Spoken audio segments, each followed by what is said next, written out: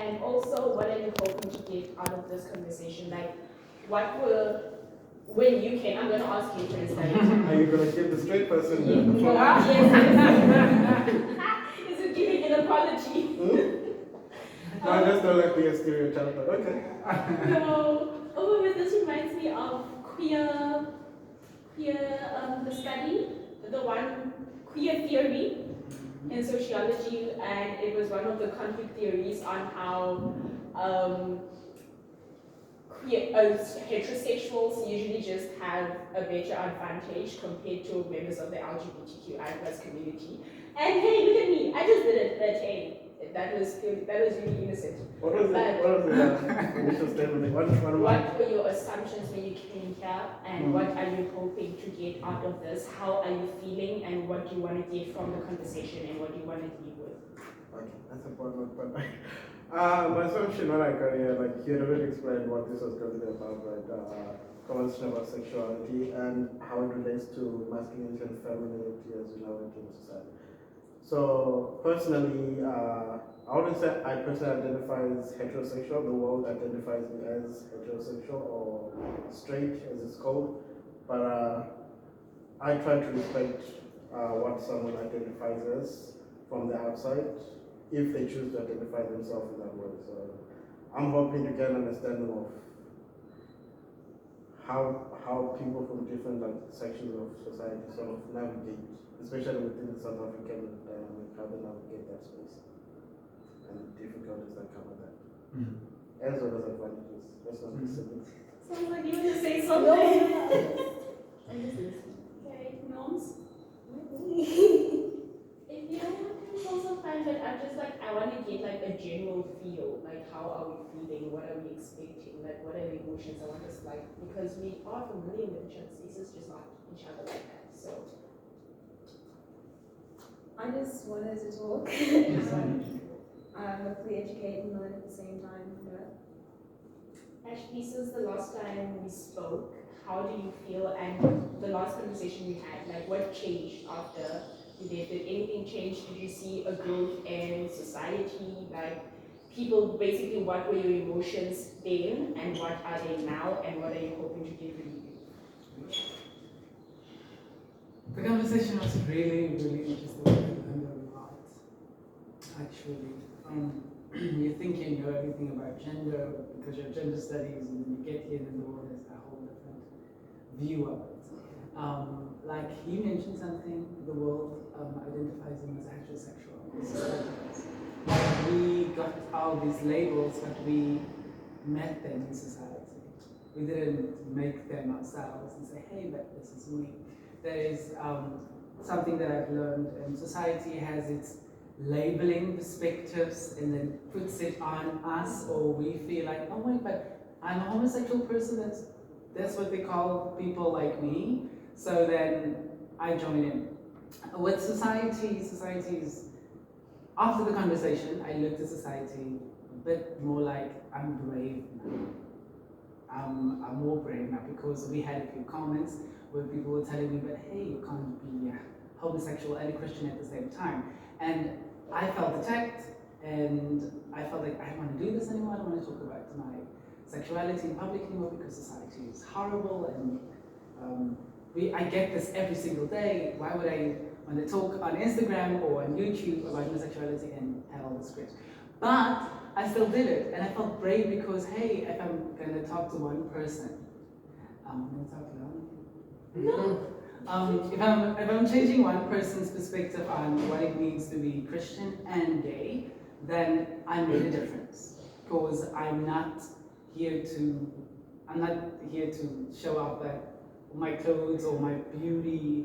Or yeah, we're not here to do that. We're here to educate people and at the same time learn. So after that conversation, I felt brave that I can handle people's opinions. Now, Khloe Kardashian once said, we all have opinions. Some people's opinions just, it's like armpits. Opinions is like armpits. Everybody has them, some just think. So yeah, some people's opinions stink. Then don't give any attention to it. So yeah, that's me after that conversation. Anything you want to say? The question was, well, your question specifically is, having heard what Ashley said, how did you feel when you came? So basically, this is the central conversation. Before we got here, how did you feel? And right now, after having heard what everyone has to say, how do you feel? I think we're just getting started. I think I still feel the same. I'm here because I don't see a lot of people like me in social media, and I'd like to be visible so that younger people, there's people who are older than me who haven't transitioned because they're scared. So I just need to be visible. That's all. Jade? I think from what she said, I totally understand. I think the common theme here is that we've all experienced some sort of misrepresentation or something has been construed, and we're here to kind of sort of like, like represent it well. And that's also something that I stand for. I am a Christian, and I know the LGBTQ has experienced some sort of hatred when it comes to Christianity because of the backlash. They felt condemned, they felt rejected because of the lifestyle that they're in. And I'm just here to represent God in its truest form and to talk more about it. So yeah, that's just what I stand.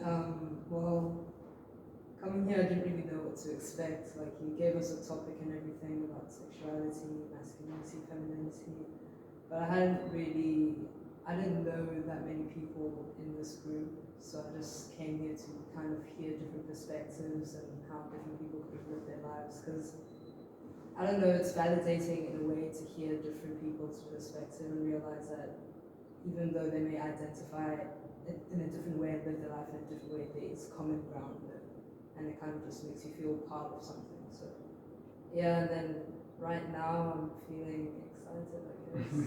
I'm ready to listen and see what everyone's going through. Yes? Your turn. I don't really have much to say. I'm just waiting for things to unfold. Okay, lovely. Is there anything, any connectivity in the, okay. Lovely, thank you for coming. Like I said in the group chat, like 40 years from now, your children are going to be listening to this, your children's children are going to be listening to this. You're literally impacting lives right now. And for that, I'm very grateful that you're here, because you're not just helping me on my journey of understanding things, but you're also helping other people understand.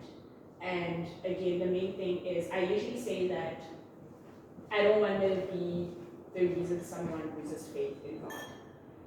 And I'm aware that some of you believe, some of you do not believe in God, that is.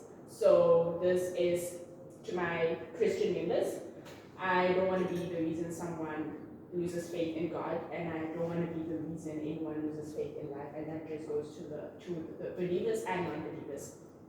So I did say this is very unstructured. I do not like structured conversations because it just feels like an interview. You see the whole thing I just did now, ask questions. That's not really my style. I do not like that because this is not an interrogation room.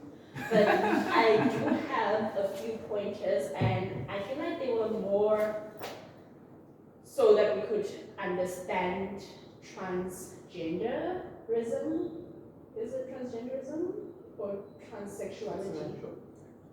Because I also became, because I came across on the internet while I was doing my research, and transsexual is apparently not like the correct word to use lately. I'm just not sure if it's just not correct or if it's like derogatory in this case, like you don't call a person that, like it's not. I think it's just outdated.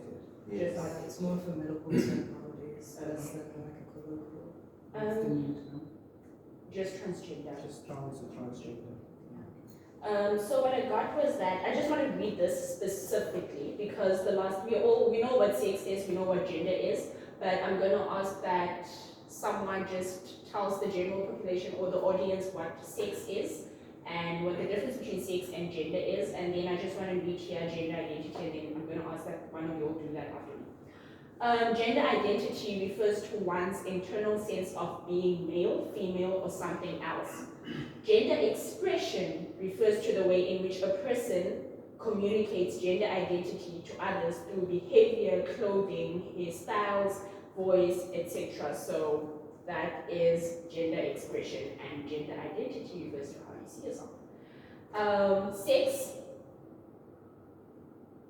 you're defining sex. I define sex in a scientific sense, right? Chromosomally and what one expresses in terms of their reproductive organs. So that's my personal definition. Not a definition, understanding of what sex is. So okay, I'm going to get sciencey, but I'm sure you guys understand what it's basically the phenotype of a specific genotype. If someone is XX, they express the phenotype of it's female, right? XY is the expression of the male. Obviously, there's intersexes when it comes to certain conditions. Like people can have like XY but present as feminine, but they won't have the female reproductive organs. I think they call it androgen something.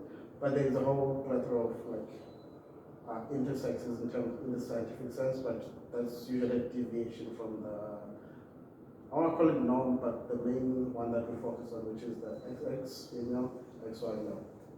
And could you define gender for us, please? Gender would be, my definition of gender would be similar to what gender identity is. I think it's your intrinsic view of yourself within gender, whether it's masculine, feminine, a mixture of the two, or outside. So yeah, I think it's completely different from sex organs and also your gender expression, because you could have your gender identity, but because of social expectations, whatever, express it completely differently. Thank you. Does anyone else want to say anything before we continue? I don't want to be the one driving this. It's a conversation again, not an interview. I don't want to be the one asking questions. I want us ask me questions as well. Like it's just for you, right? you've been really great. When does sex stop and gender begin? Where does sex stop and gender begin? Can I answer the question? Okay, can I? can I? Cool. Just Sex and gender are independent of each other, so you can't really say where gender stops, sex begins. So they're inseparable. They begin They are at separable. They're mutually Okay. exclusive. Yeah. Are they mutually exclusive? I think they're mutually exclusive. Okay. Sex is your biological makeup. Right. Gender is how you see yourself. But then comes in society and gender construction. Yeah. Which Can then I now elaborate on gender construction? Oh, I wanted to do this for a long time. Just joking. I saw this in a TED talk. A transgender person explained it like this, answering your question. Where does sex stop and gender begins? Well, it's almost like the doctor is giving the baby to the parents and saying that, hey, you have a beautiful baby boy, or you have a beautiful baby girl. So there's where the sex is. Now, the child is, I would say that the sex stops there, at birth. You're being identified as either male or female. So now, you're growing into this family, and according to what the doctor said, you're a boy or you're a girl. I was raised as a boy. Society constructed manhood. Society constructed femininity. So now, because the doctor told my parents it's a beautiful baby boy, my parents like, oh, okay, we have to get blue clothing, we have to buy green clothing. So see it like this. So the baby is born, either male or female, and now the baby gets to walk into two doors, like the one I mentioned in the earlier discussion, a pink door or a blue door. And for the rest of your life, you're going to walk into that. The blue and the pink represents the gender. Female, I mean feminine or masculine. So now society is going to, if you walk, every girl here who was born with the, as a sex as a female, who was born as a female. This is gender. Yes. So, She walked into the pink door.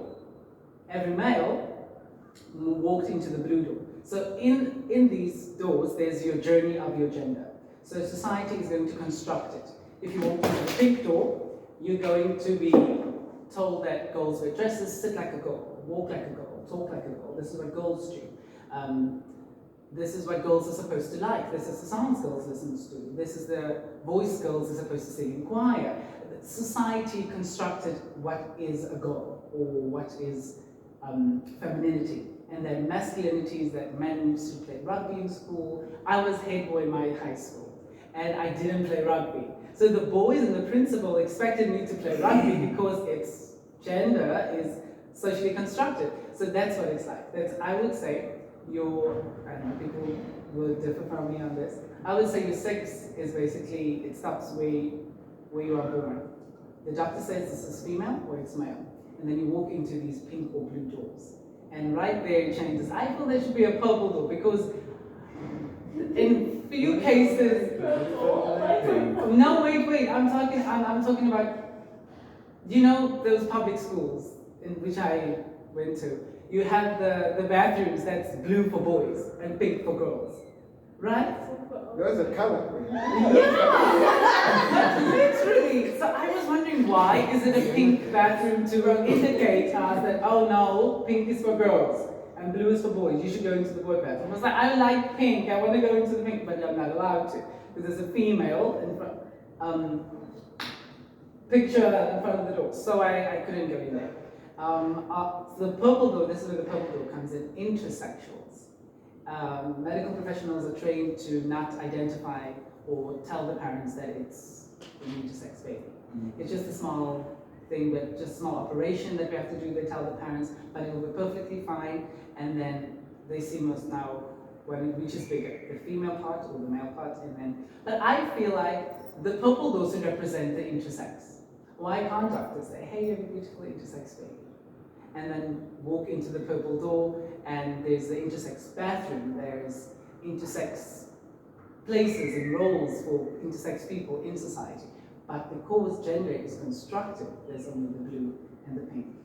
And then we learned what we identify as and label ourselves as homosexuals and transgender people. We discover all of these things and we become them.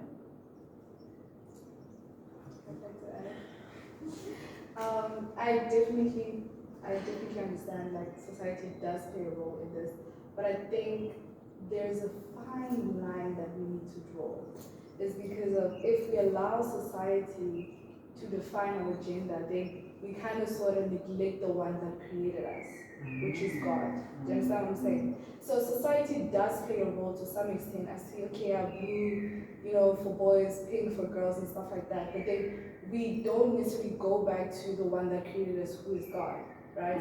And I'm pretty sure we're all familiar with Genesis, the story, like how God created everything and stuff like that. But then when, I think it's Genesis 2 or 3, where he moves on and, no, actually Genesis 1, verse 27, when he says, so let us create mankind in our image, right? And then from that, obviously, Adam and Eve and stuff like that. But I think what most people just tend to neglect in that how God brought up Adam and how God chose Eve to be his help, the perfect helpmate, is that God already knew what would be suitable for Adam as a man for a helpmate, which is a woman. Now, why would a woman be a suitable helper for Adam? Only God knows. Do you understand what I'm saying? So in order for us as men and women to know our nature, because the thing is masculinity and femininity exist, but society sells the toxic side of it. That's why, like you said, like that's why there's colors and stuff like that, and now certain activities are assigned to a certain gender that kind of sort of portrays your masculinity and femininity, which is not the right way, because then again, back to my point, we don't go back to the creator who will then tell us that, okay, this is what a woman should be like, this is what a man should be like. Yeah. In my opinion, I think that just as human beings, first and foremost, everyone possesses masculine and feminine qualities. I'm not going to come at it from a religious perspective because I'm not religious. But yeah, so I don't fully agree with everything you said, but that's your standpoint. But yeah, I don't think that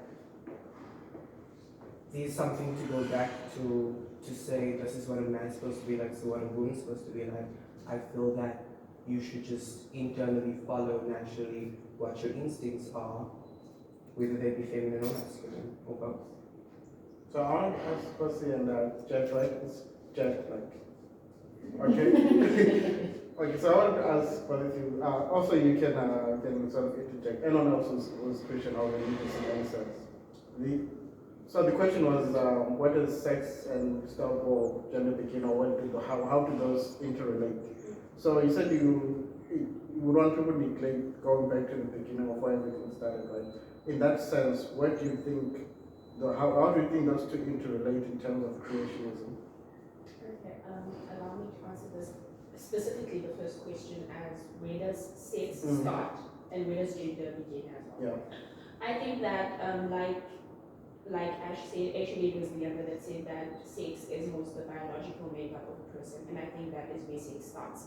And where gender comes into play is understanding the role of a man and understanding the role of a woman in society, especially as a straight person. And I'm not trying to be too religious about it, but then religion also does like play a role in it, because for some people are just spiritual, some people are just religious, some people believe in both. But like everything is interrelated. And if you ask me, this is my own personal belief. And also I think it is true, although some of us may not agree with everything that I'm going to say. But I believe that everything is spiritual, and that everything manifests itself into the physical. So gender begins with understanding the purpose of a man and the purpose of a woman, and that also is a social construct. But as much as it's also a social construct, it's also religious. But then we need to understand that when in times the Bible was written, it was written by man, it was written by people. And that is why, again, that's where the social construction of it comes into play. That's why I keep saying like social construct and not necessarily just basing it off the Bible or religion alone. So in my sense then, the question would probably be like, okay, so now what is the role of a man? What is the role of a woman? And here's how I see it, especially as a straight person, again, because I cannot relate to members of the LGBTQ plus community because that's not my lived experience. But how I see it is my role as a woman is to nurture. My role as a woman is not necessarily to cater to the needs of society, but to be my most feminine, my most softest self, but also my most strongest self. In the sense that the man is there to provide me with stability. He is there to provide me with security.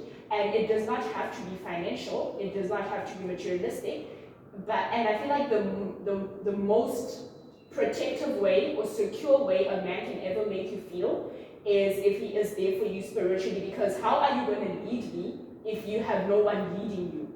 You check. So like that is my main thing, and that is why the two come together to help each other. And I also don't necessarily believe in the idea of men and women being equals.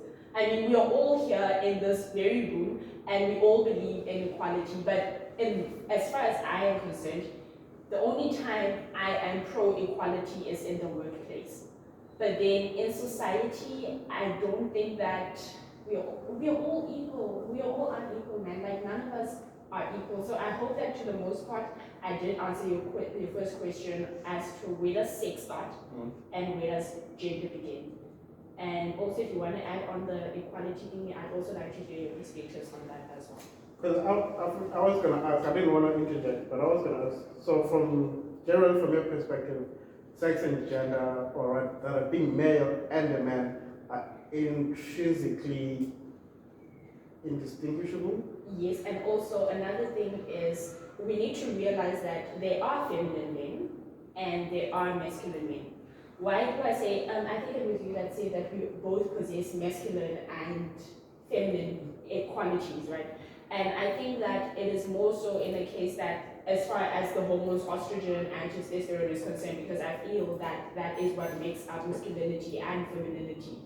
And again, going back, we always going to go back to society and the construction of gender, because that is everything that influences how we live, especially going back to like black households. I don't know about other races, but I'm going to go back to most of my friends' houses. I'm glad that this is something I did not personally experience, but I like did get pieces of it where I was like, this is just very weird. But anyway, it's just a matter of like, you are being groomed to cater to men. In this case, like the male person. They are your superior in that case, and you are their subordinate. But if you come to a point, that is why I always also usually talk about submission. And it sounds like I'm going off topic, but like you get the link. And if you get to a point where you like start understanding those things, like right now, I have a better understanding of what being homosexual is. I have a better understanding of what being bisexual means. But right now, I'm also hoping to like get a better understanding of what being transgender is, what being, and this is the point where I ask you, again, assumption that will be corrected, I'm hoping you will correct, is that you're a lesbian? I'm hoping you correct that. I'm Non-binary. Okay, thank you. Yeah. So like getting to a point where I better understand those things and just how they make up and how we just having everyone contribute to society, because we are all contributing to society in some way or another. Otherwise, we're going to be non-functional or dysfunctional. Sounds like a function. Exactly, we're going to be dysfunctional. So, did I answer your question for the most part? Yeah, I think I have an idea of What was your question again? the interrelationship between sex and gender. So I was asking for them specifically from a creationist perspective of like how would that work in a sense of if we're going to talk about sex, we can look at it from a biological perspective, but I don't know how much biology plays into the creationist ideology, because if someone created them, it didn't happen by chance, as you think in terms of biology, right? There is intent behind that sort of creation of like making someone male and making someone female. Because with creationism, the essence precedes the existence. You are you before you exist. That's the idea, right? So in that sense, you are a man before you are male. If that makes sense. Whereas with what sorry, I forgot the name. Ashley. So with what Ashley was saying, when the baby is born, they're male, right? From a creationist perspective, when the baby is born, they're men, then they become male upon being conceived in the womb. So you're already whatever you're made to be before you come into being.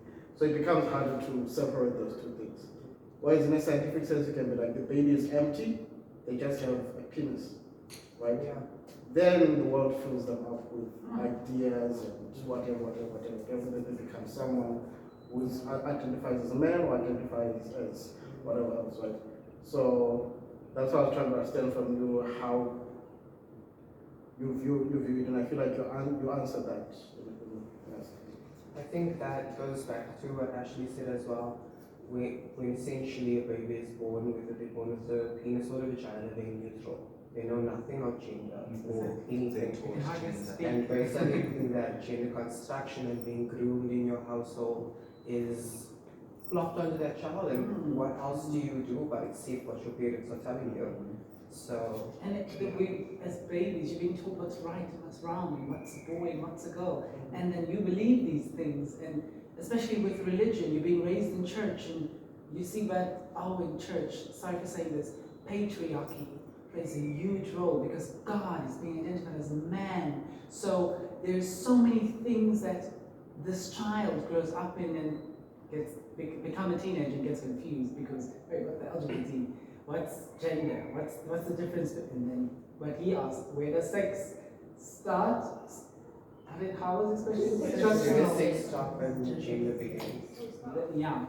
So as a baby, you get filled up with society, whether it is religion, spirituality, because there's babies growing up in families that doesn't believe in God.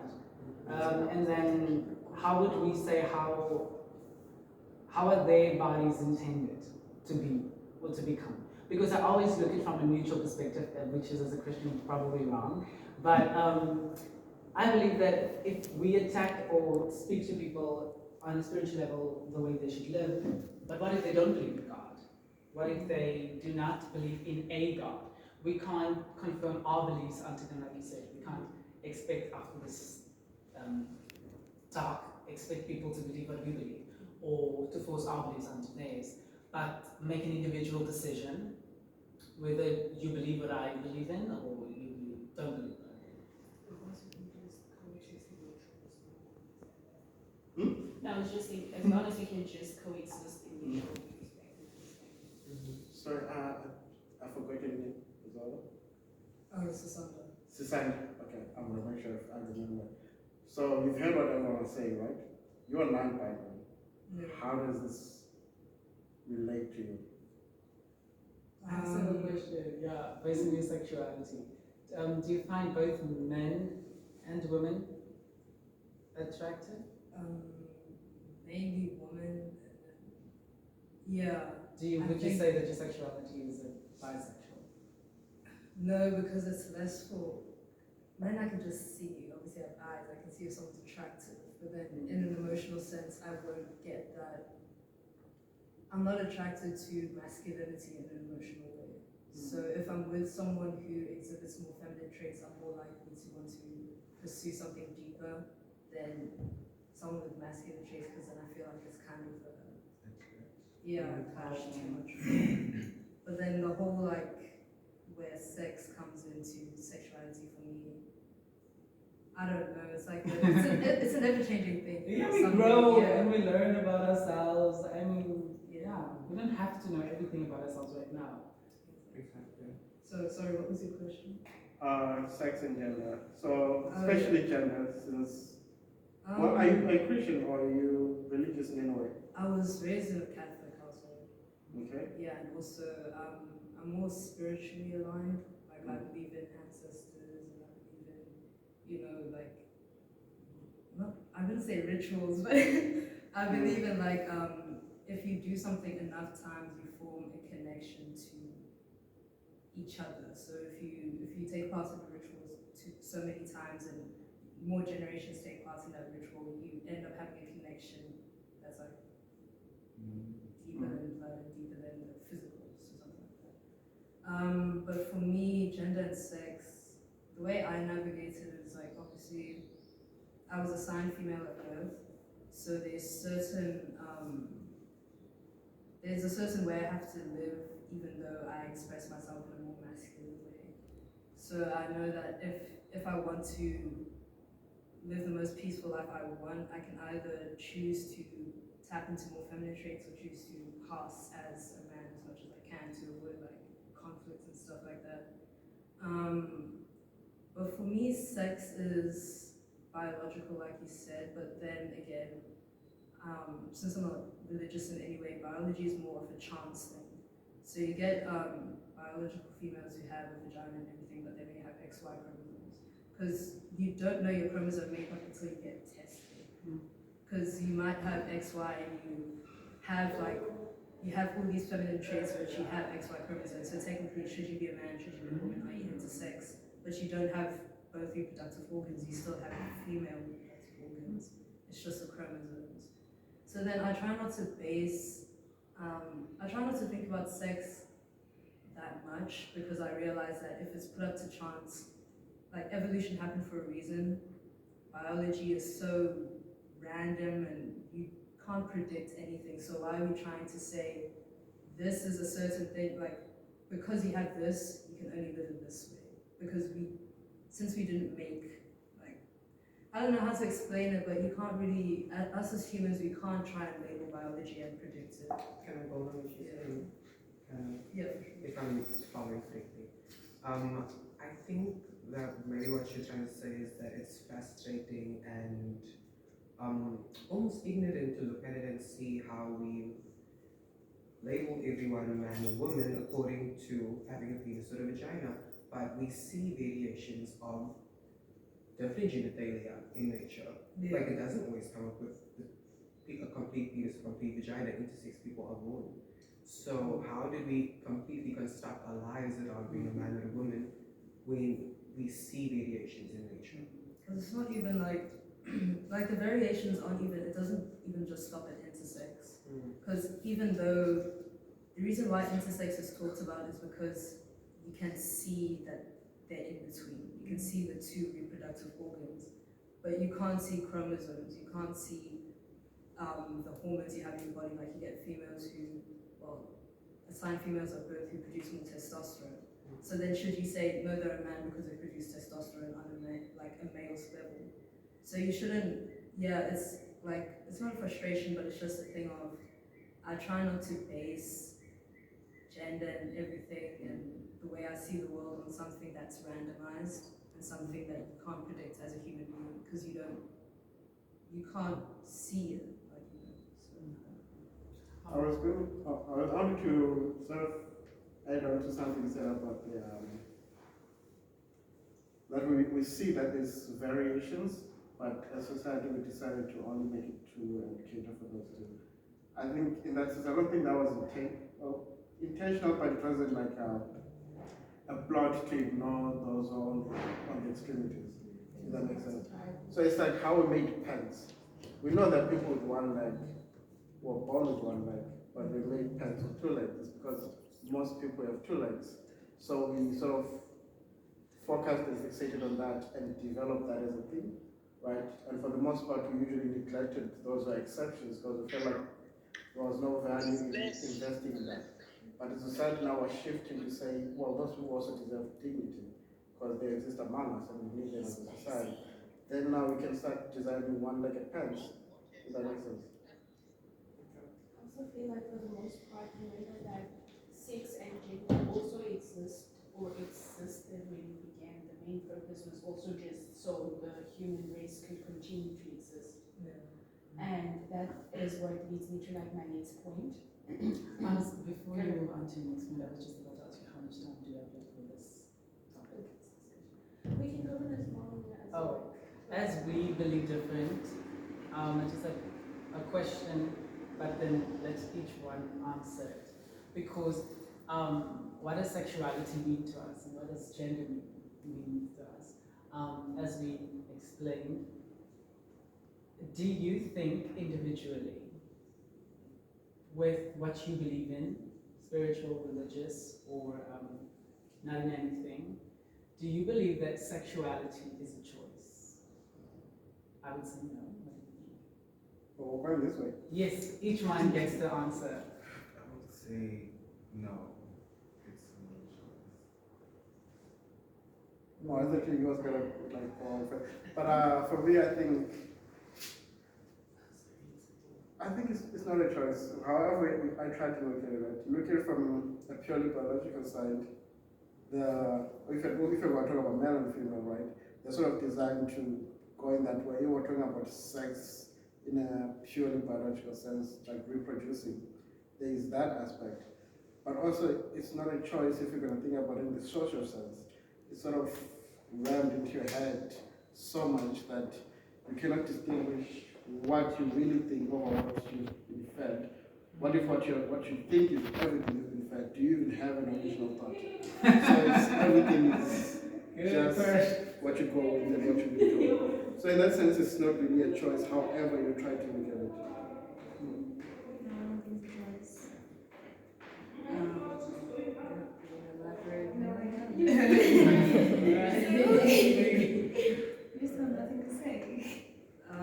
I believe sexuality isn't a choice, it's a spectrum.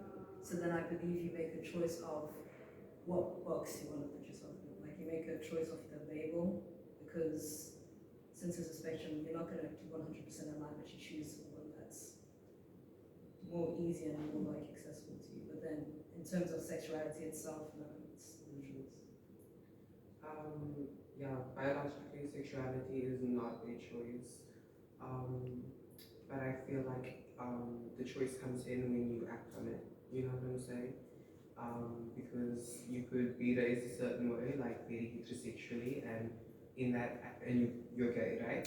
And then in that, you're gonna hide yourself. You're gonna be in the closet. That is a choice. You know what I'm saying? To hide that part of yourself and say, okay, despite all of this, I'm gonna date a woman. I'm gonna try. That's the choice. But biologically, you can't choose your sexuality. It's so funny how like when you started, like I already was like, kinda, and then like how you just were able to convince me otherwise. But I think to a certain extent, sexuality is a choice. And the only reason I think that it is a choice, and some part of me is like, no, it's not a choice, but another part of me is like, no, it is a choice. Only reason being that whenever I hear the term gender fluidity, what I hear is choice. Because I've had a couple of conversations, and some of them was like, I remember there was the sex talk day by in Kovacs, and then someone was like, no, today I could choose to be my masculine self. Today I could choose to be my feminine self. Today I could choose to like, you know how like sometimes like, nah, I'm just gonna wear jeans and just like look like a tomboy, and then the next day, and then for me that introduces choice, but then now it's like to what extent, and that is still something I am yet to like. So it's not a fully developed belief, opinion, or thought just yet. It's just, I think to some degree it is a choice, and I think to some degree the person has. Could I check, like I said, are you speaking about sexuality or gender? I'm talking about sexuality. She But confused You explain it. I'm talking You explain about, I'm it. talking about sexuality and gender as well, because like I feel like I can't. You're a gay person, Yes. and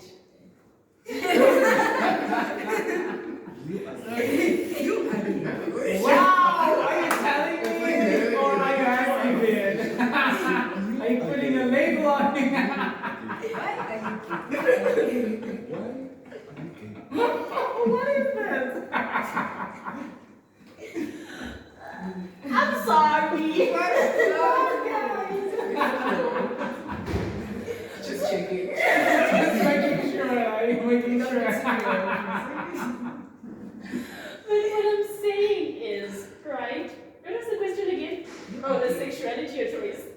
So, what I'm saying is, the only reason I'm making an example with you, and the only reason is, sexuality is a choice because now you're not living up to up to our social expectations of what a male person is supposed to be and what a female person is supposed to be.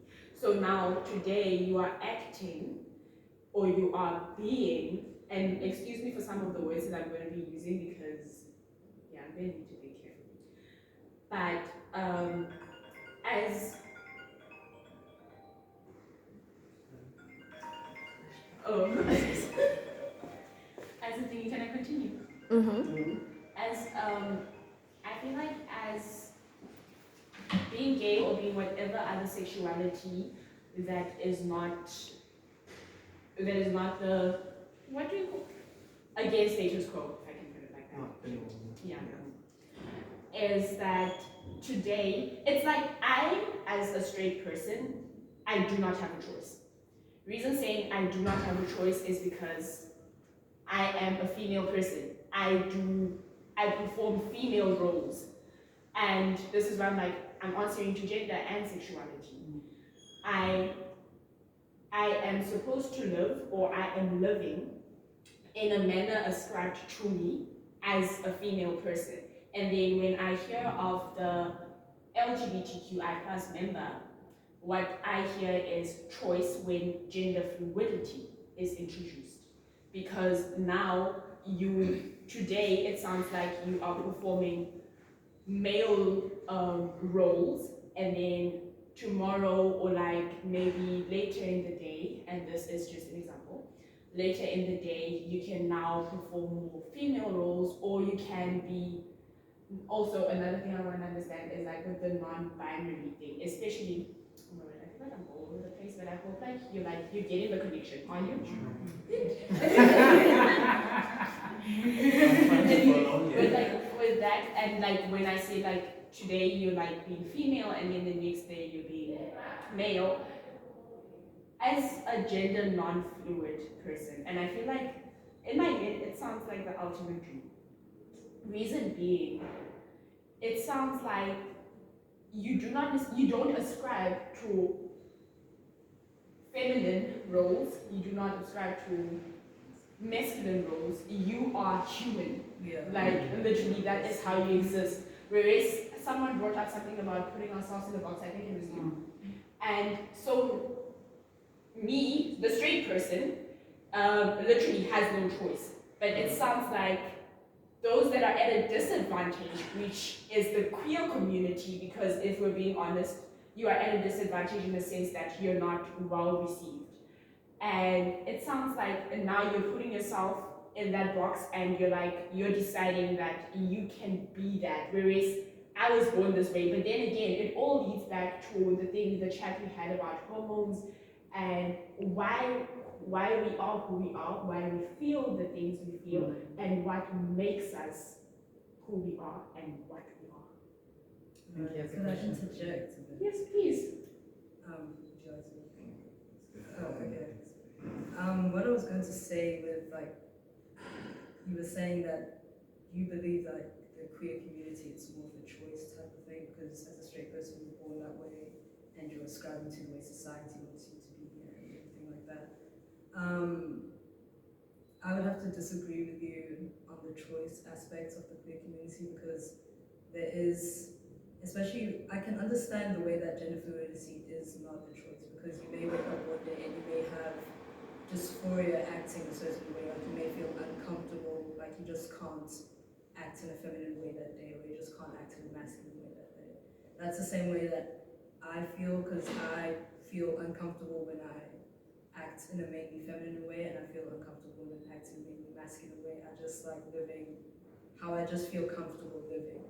You know, it's mainly just comfortability. You can't choose to be uncomfortable with something. You can't choose that you don't like being feminine because your life would be so much easier if you could just be like, okay, well, even though I feel uncomfortable in this, I'm just going to choose to deal with it and choose to move forward.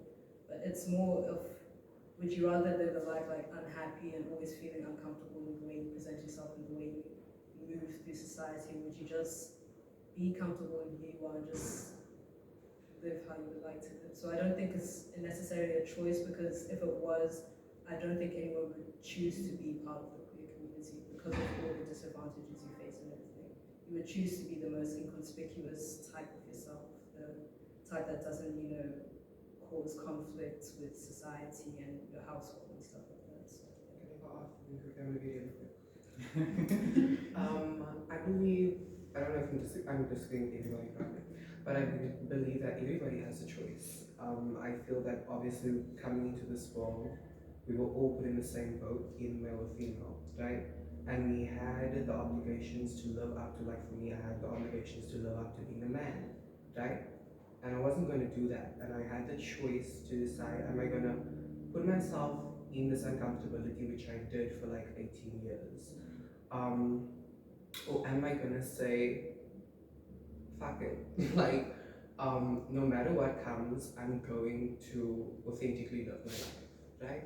So I don't know what anybody's circumstances are, why you say you feel like you don't have a choice, but I feel like everybody has a choice. You've got to choose whether you're going to stay in the discomfort or you're going to be authentic to yourself. Can I go quickly as well?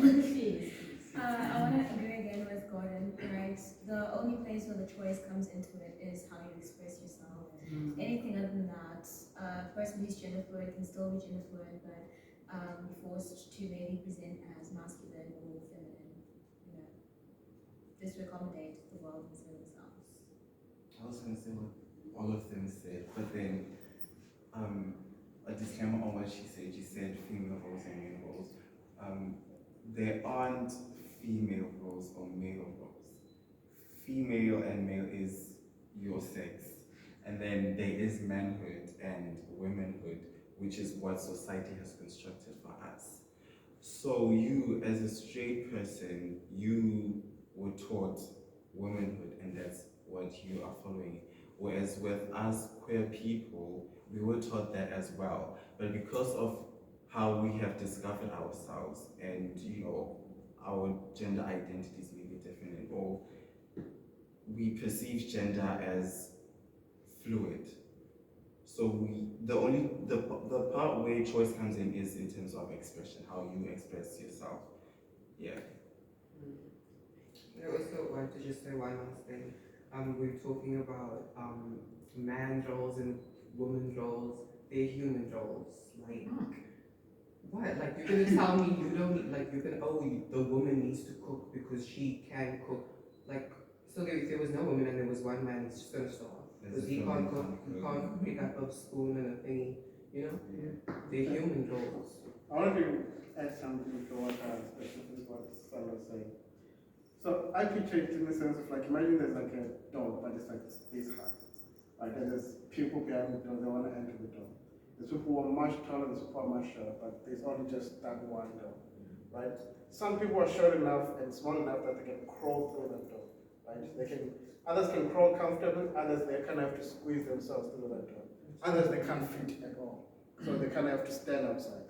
I think what's happened is that there's a door that was supposed to accommodate the